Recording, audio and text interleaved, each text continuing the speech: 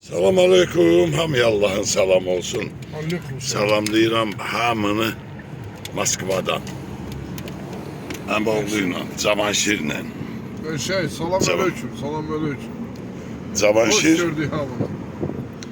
Cavanşir Doğru, Cebrailov. Ha, de. Duvayratlı bırak, Cebrail'in bulaşı. Allah hamıya can sağlığı versin. Amin, Bir gün olsun amin. hamını elimizde obamızda gözleye. O kadar 20-30 yılıydı derdiler. Ha ne oldu bu torpak gelmedi. Ha bu torpak olsak çiçeği veterimizde alancıkta kalardık. Şimdi torpak alıflar giden yok. Tam deyirəm mənim evim, eşiyim, mənim şəraitim, mənim ne bileyim magazinim, restoranım. Ben ne oldu be bu torpağı ne aldılar?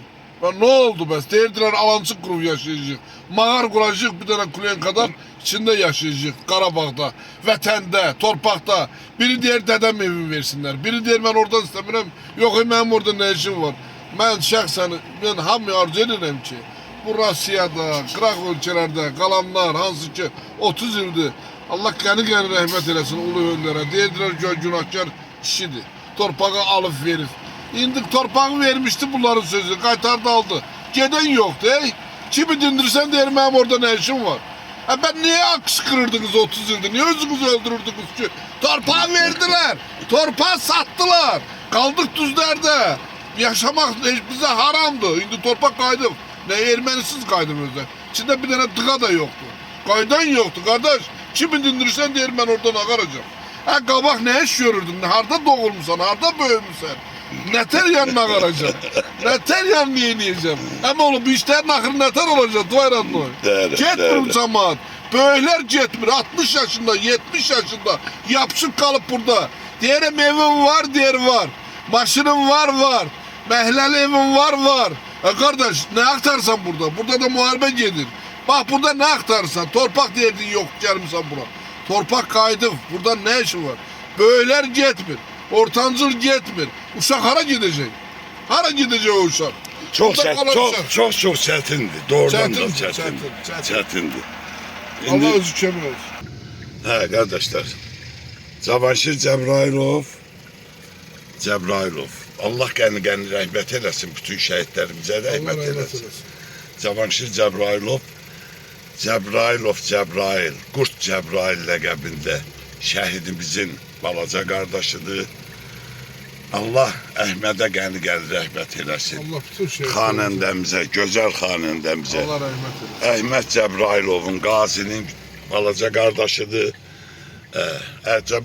Cavanşir özü də döyüş keçib. Bəli. Neçə yaşında? 13 yaşında. 13 yaşında. Şirin Var, Mirzəyevin orada batalyonunda. Şirin Mirzəyevin Allah qəni bütün Allah şəhidlərimizə qəni-qəni rəhmət eləsin. Allah elə Cavanşirin atasına, anasına, valideynlərinə də rəhmət eləsin. Allah bütün keçənlərimizin Açığın deyim ki, mən belə gözləməzdim, belə elə bir mənim oğlu belə emosiya ilə danışacaq, amma düz deyil. Düz Yok. deyil, mən tamamilə razıyam. Dünyanın büyünləri doğrudan da çətin. Dünyanın yok Yani dövlətlər var ki orada Biri bura. gələcək heç də yaxşı görünmür. Bir nerede müstəqillik günüdür. Azərbaycanın 28 Çok may güzel gün. müstəqillik bayramını qeyd eləyir dövlətimiz. Allah başladı başkomandan olmaqla bütün ordumuzun kürəyində dursun o gözə Amin. görünməz. Maşallah. Amin. Biz də bax belə. Allah prezidentimize de değmesin. Allah ona uzun ömür versin, can sağlığı versin. Amin. Yani prezident Azerbaycan'a 8-10 əsrdə birinci dəfədir gəlir. Düz sözə nə dərsin? Heç də vallahi. Heç də. Ya Bax belə həyat davam eləyir. Amma çətinliklər çoxdur. Çox çətin davam eləyir. Belədir. Demirəm, Moskva böyük şəhərdir. Varlı şəhərdir. Amma təəssüflər olsun ki, çox böyük də belə deyim, haqsızlıqlar baş verir. Allah öz kömək olsun, hamıya kömək olsun.